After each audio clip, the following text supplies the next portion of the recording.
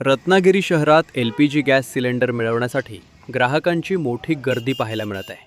शहरातील गॅस एजन्सींसमोर गेल्या काही दिवसांपासून नागरिकांच्या लांबलचक रांगा लागल्या आहेत. रत्नागिरीतील शांतादुर्गा गॅस एजन्सीच्या बाहेरही मोठ्या संख्येने ग्राहक सिलेंडर मिळवण्यासाठी रांगेत उभे असल्याचं चित्र पाहायला मिळत आहे. युद्धजन्य परिस्थितीमुळे भविष्यात गॅसचा तुटवडा निर्माण होऊ शकतो या भीतीने अनेक नागरिक आधीच सिलेंडर घेण्यासाठी एजन्सीकडे धाव घेत आहेत. दुपारच्या रखरखत्या उन्हातही ग्राहक तासनतास एजन्सीबाहेर उभे राहून आपली पाळी येण्याची वाट पाहत आहेत.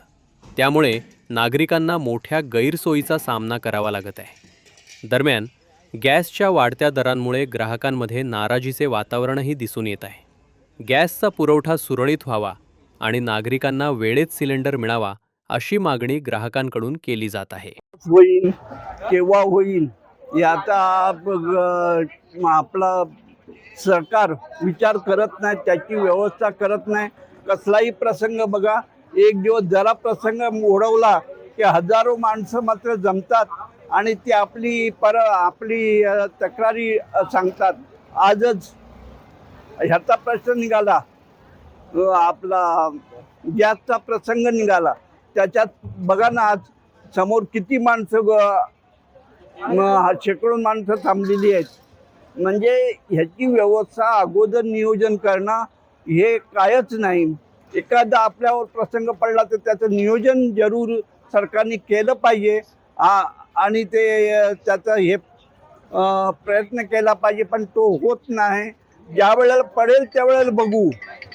हा नियम जास्तीत जास्त लागू आहे आपल्या भारतात. गॅसचे रेट वाढले त्याबद्दल काय सांगा? आणि गॅसचे रेट पर दरवेळेला असंच आहे. काय झालं मग गॅसचे रेट वाढवा. आता लोकांना कसं झालं आहे, सवय झाली. पूर्वीची लाकडं, कोळसा तो लोकांना सोडून दिला नाही आहे आणि आयतं गॅस पाहिजे लोकांना. त्याच्यामुळे गॅसवर अवलंबून आता सर्व लोक राहिली आहेत. लाकडं बिकडं सोडून दिलेली आहेत. त्याच्यामुळे गॅसशिवाय पर्याय नाही. म्हणूनच आज ग्रामीण भागातून 15-15, 20-20 किलोमीटरवरून लोक आता आलेली आहेत इथे आपलं हे घेऊन. आणि काही जण अशीच आलेली आहेत की त्यांना माहितीच नाही की काय पाहिजे काय नाही.